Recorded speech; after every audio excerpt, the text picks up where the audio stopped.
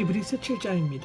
히브리서의 핵심 주제인 그리스도에 대해 대사당직을 본격적으로 다루기 시작하고 있습니다. 이제 독자들은 그리스도에 대해 대사당직의 위대함과 그것이 레위적인 대제사장보다 더 뛰어나시다는 것, 그리고 스스로 그리스도의 죽음에 근거해서만 온전한 구원에 이룰 수 있다는 것을 깨달아야 합니다.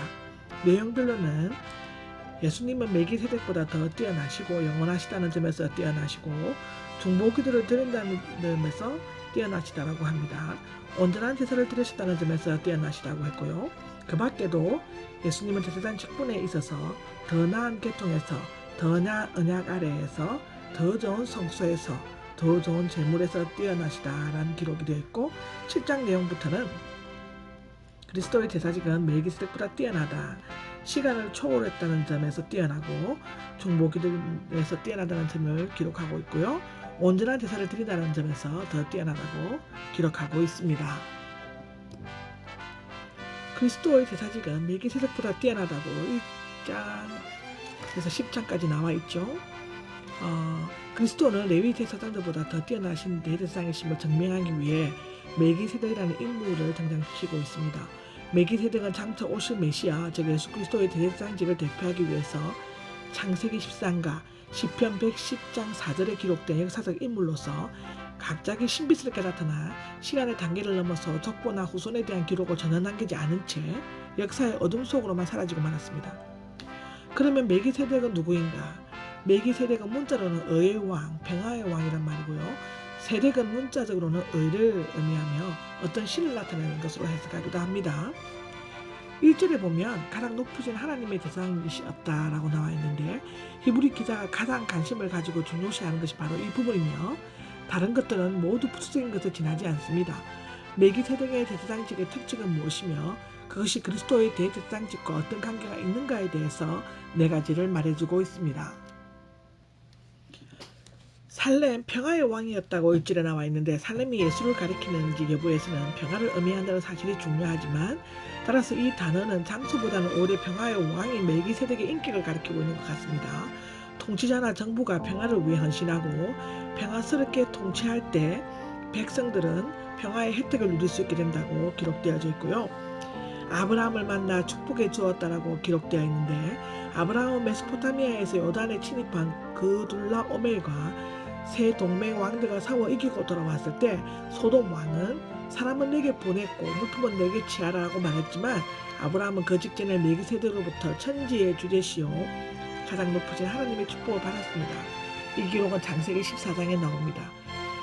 히브리 제도 아래에 복을 받는 자는 언제나 낮은 자이고 복을 빌어주는 자는 높은 자였습니다. 7절에 기록되어 있죠. 이것은 아브라함이 이런 행위를 통해 멜기세덱을 하나님 관계에 있어서 자기보다 더 높은 자로 인식했다는 것을 의미하고 있습니다. 아멘. 의의 왕이었다고 이전에 나와 있는데 앞에서 멜기세덱에게 적용되었던 해석이 여기에도 적용되어지고 있습니다. 이 단어는 어떤 특별한 성읍의 명칭이 아니라 그 명칭에 뒤따르는 성품을 나타내고 있습니다. 의와 평화는 서로 밀접한 연관을 가지고 있는데 의는 언제 어디서나 평화의 조건이 되며 의가 없으면 평화는 결코 얻을 수 없다는 의미죠.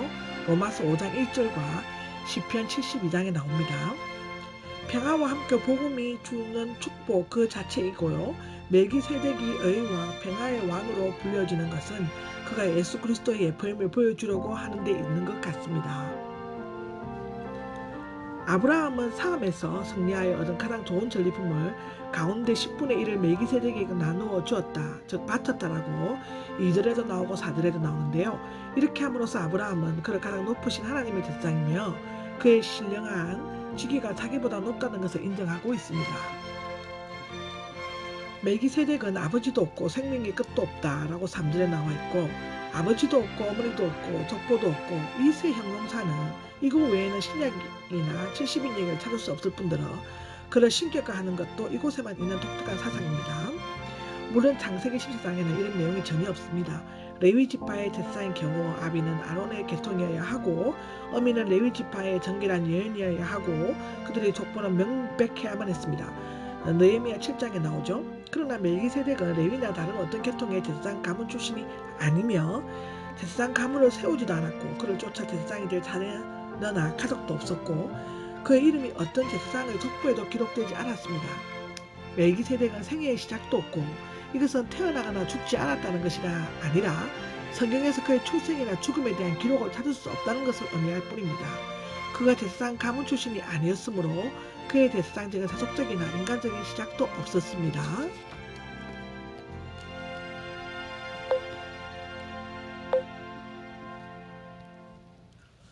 생명도 끝도 없다. 이것은 멜기세덱이 제사장 가문을 세우지 않았으므로 한 명의 제사장 자녀도 남기지 않았다는 것을 의미하고 있습니다.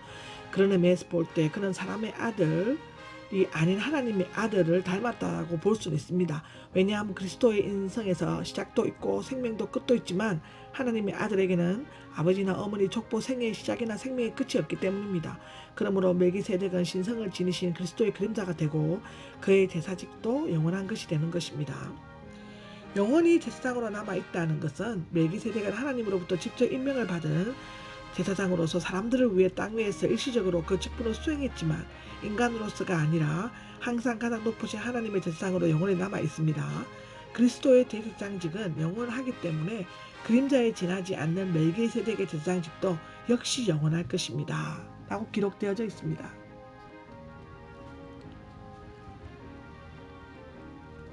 멜기세덱의 우월성이 11조를 통해 다시금 강조되고 있는데요. 5절에서 10절까지입니다. 레위 자손 가운데서 명령을 받았습니다라고 5절에 나와 있는데 같은 아브라함이 허리에서 나왔음에도 불구하고 여러 족속들 중에서 레위 족속만이 제사장의 직분을 맡을 수 있고 또 율법에 따라 그들에게서 10분의 1을 거두라는 명령을 받았습니다. 민수기 18장 20절에서 32절에 나옵니다. 그러나 멜기세덱은 축복에 주었습니다 라고 나와 있는데 6절에 멜기세덱은 레위 자손에게서 나지 않았지만 하나님께로부터 약속을 받은 아브라함에게서 10분의 1을 받았고 그에게 축복에 주었다는 것은 그의 우월성을 암시하고 있습니다. 왜냐하면 축복은 아랫사람이 윗사람에게 받도록 되어 있기 때문이지요. 제사장들도 증거되고 있습니다라고 8절에 나오는데 레위 제사장들도 11조를 받았어도 결국에는 죽는 반면에 멜기세덱은 계속적으로 살아있다고 증거되고 있기 때문에 멜기세덱은 아브라함이나 다른 레위 계통의 제사장들보다 더 우월하다고 기록되어져 있습니다. 말하자면 10분의 1을 있었기 때문입니다 라고 9절 10절을 보면 어떤 의미에서 레위인도 아브라함을 통해 멜기세덱에게 10분의 1을 받았다고 볼 수 있죠.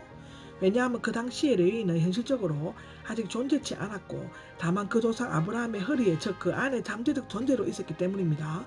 10절에 기록되어져 있습니다. 이와 같이 멜기세덱은 구약 성경의 기록으로부터 그 위도성이 증명되고 있죠. 그리스도의 제사직은 시간을 초월한다는 점에서 뛰어나다라고 11절에서 24절까지 기록되어져 있습니다. 11절에서 24절을 보면 멜기세덱의 계통을 따르는 예수님의 제사장직은 시간을 초월하여 영원하며 이것은 시간의 구애를 받는 레위 계통의 제사장직과는 대조가 되고 있습니다. 레위 계통의 제사장직은 일시적이다. 죄는 인간을 거룩하게 하시 하나님께서 분리시키기 때문에 하나님과 지속적이며 방해받지 않는 교제를 나누려면 죄를 없애야만 합니다. 제사장직의 주요 목적은 인간을 하나님께 가까이 오게 하여 계속 그런 상태를 유지하도록 하는 것입니다. 히브리서 4장 14절에서 15절에 나와 있죠. 그런데 레위 계통의 제사장직은 인간을 완전한 상태에 이르게 하지 못하였습니다. 그 이유는 크게 세 가지로 나누는데요. 첫째는 레위 계통의 제사장은 먼저 자기 죄 때문에 날마다 희생 제물을 드려야 했고 둘째는 그들은 제사장직은 육신에 속한 율법 규정을 따라 세웠습니다. 세 번째는 제사 직분이 변하게 되면 율법도 다시 변하게 되는 것이었습니다. 첫 번째를 자세히 보겠습니다. 레위 계통의 제사장직은 먼저 자기 죄 때문에 날마다 희생 제물을 드려야 했다는데요.